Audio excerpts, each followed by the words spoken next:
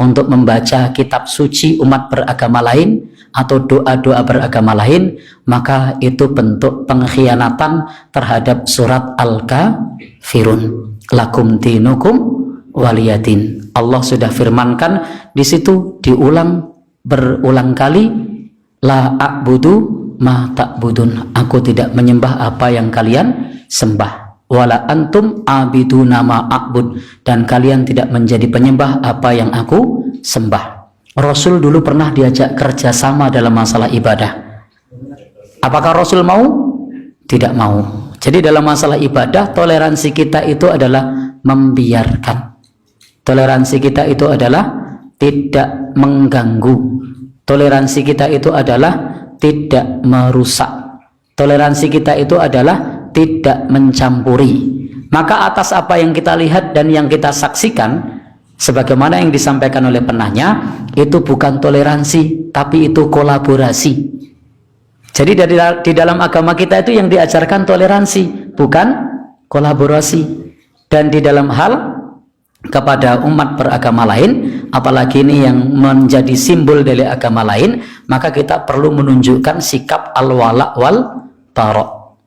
Kepada umat Islam kita harus loyal, kepada akidah yang lain kita harus berlepas diri. Ingat, dalam agama, kalau dalam soal muamalah mau utang piutang kepada orang beda agama boleh, nolong mereka yang sedang sakit boleh, mendoakan mereka yang sakit agar sembuh boleh. Di zaman Nabi itu ada kepala suku yang sakit, didoakan oleh sahabat dengan membaca surat Al-Fatihah, sembuh, tidak masalah. Jadi kita tidak dilarang dalam soal hubungannya yang terkait dengan muamalah. Tapi kalau sudah menyangkut urusan akidah, maka itu ada batas yang tegas. Kita diajarkan toleransi, bukan kolaborasi. Kita diajarkan untuk ngeboti. Di dalam hal akidah kita ngeboti, kita wala, kita loyal kepada agama kita, dan kita berlepas diri kepada agama yang lain.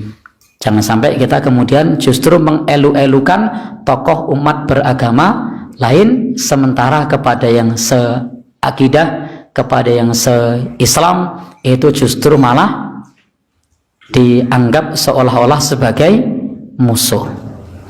Jadi hendaknya kita bisa menempatkan diri. Kita diajarkan untuk toleransi, bukan diajarkan untuk kolaborasi. Kalau mau kolaborasi, maka silahkan kolaborasi dalam hal-hal keduniaan, bukan dalam hal yang terkait dengan keagamaan. Karena masing-masing punya aturannya sendiri.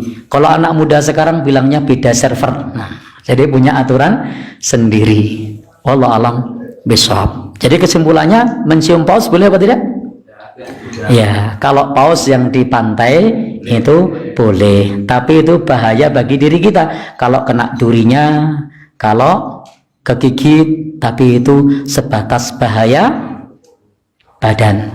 Tapi kalau mencium paus yang satu itu, maka itu bukan hanya bahaya bagi badan, tapi itu bahaya bagi akidahnya. Baik, sehingga ketika menciumnya, maka itu indikator harus berobat. Kenapa? Fi qulubihim marad, di dalam hatinya ada penyakit. Maka bersikaplah biasa-biasa saja, tidak perlu overacting, tidak perlu berlebihan. Wallahu a'lam bishawab.